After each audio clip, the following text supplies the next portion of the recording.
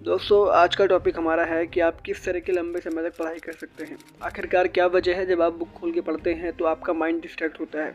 किस तरीके से हम अपने माइंड को स्टेबल कर सकते हैं, किस तरीके से हम लंबे समय तक पढ़ाई कंटिन्यू कर सकते हैं। इस वीडियो के अंदर हम इन सब टॉपिक पर बात करने वाले हैं।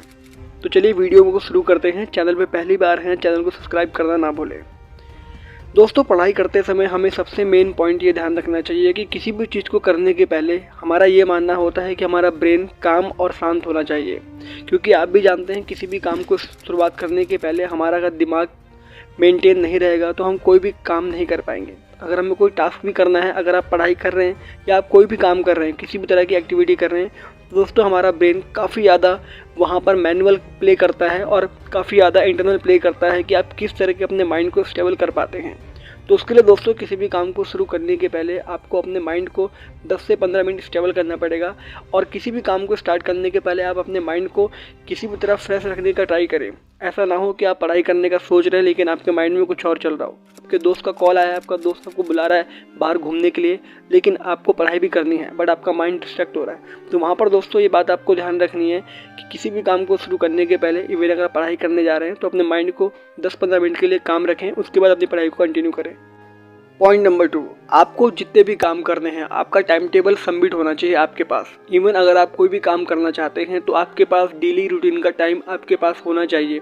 आपके पास एक एक्सेल शीट होनी चाहिए। अगर आप एक्सेल शीट नहीं है आपके पास तो कोई बात नहीं, आप एक पेपर पे अपने सारे नोट डाउन कर सकते हैं कि आपको किस समय क्या काम करना है, आपका टाइमिंग पढ़ने का क्या है और किस समय आपको बाहर घूमना है। इन सब बातों का आपको ध्यान रखना है।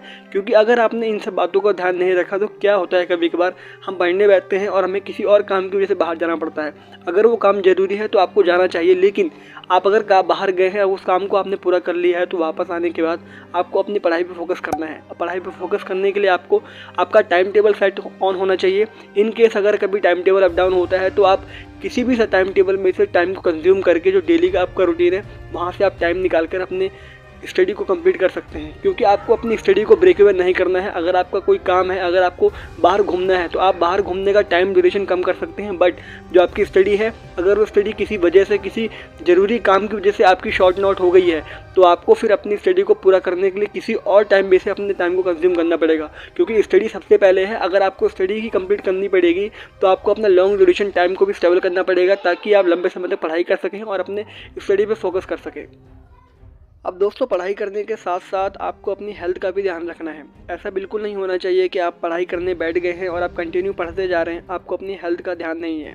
आपको साथ ही साथ पानी भी जितना हो सके भारी मात्रा में पीना चाहिए। क्योंकि पानी वैसे भी हमारी बॉडी के लिए काफ़ी ज़्यादा इंपॉर्टेंट होता है। और अब आप पढ़ाई करते हैं तो आपका माइंड फोकस होता है, एक जगह फोकस करता है। तो उस समय अगर आप पानी पीते रहेंगे तो आपकी बॉडी मेंटेन रहेगी और आपको पढ़ने में भी मज़ा आएगा।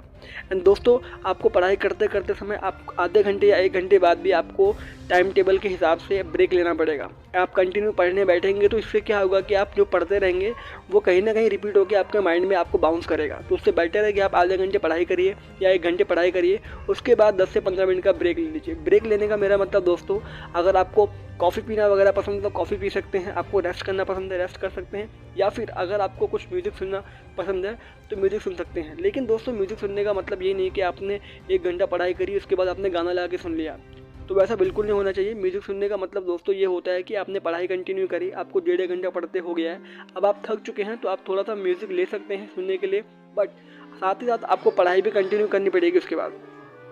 सारे पॉइंट्स दोस्तों आपके पास स्टेबल होने चाहिए और ये सारे के सारे फोकस आपको एक साथ करने पड़ेंगे।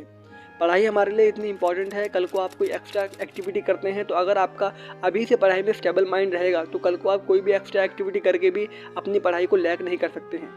आई होप सो वीडियो आपको अच्छी लगी हो। अगर वीडियो आपको अच्छी लगी हो, वीडियो के अंदर कुछ वैल्यूएबल इन्फॉर्मेशन आपको मिली हो तो प्लीज़ वीडियो को शेयर करें, जितना हो सके उतना वीडियो को शेयर करें और चैनल को सब्सक्राइब करें ताकि मैं आपके लिए आने वाले टाइम में ऐसी और वीडियो ला सकूं जो आपको और आपके फ्रेंड्स को काफ़ी ज़्यादा मोटिव कर सके।